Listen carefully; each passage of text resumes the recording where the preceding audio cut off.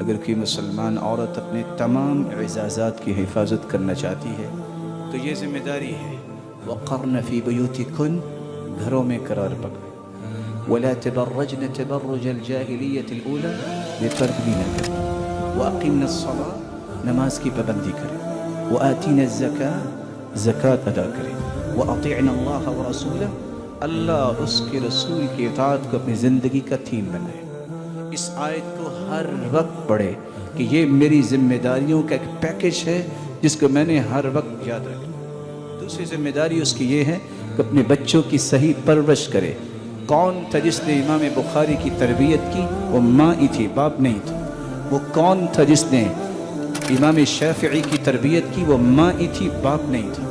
وہ کون تھا جس نے امام ابن حجر اسقلانی جیسا اتنا بڑا عالم پیدا کی؟ وہ ماں ہی تھی، باپ نہیں تھا۔ وہ کون تھا جس نے ابن عبد البر کی تربیت کی؟ وہ ماں ہی تھی، باپ نہیں تھا۔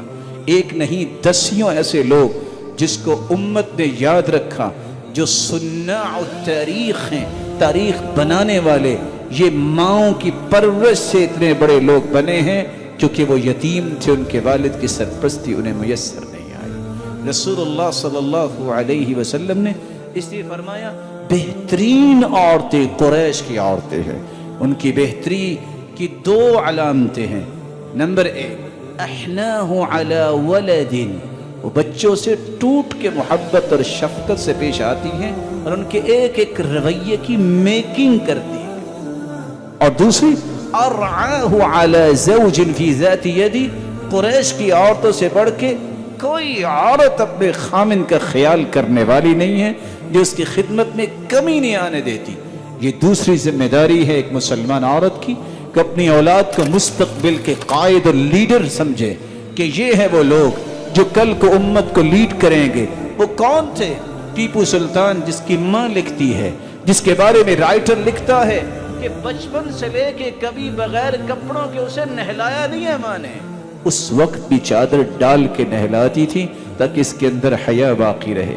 جب مسجد بنائی گئی تو اعلان ہوا تھا آج وہ اس کی بنیاد رکھے گا جس کی نماز قضا نہیں ہوئی۔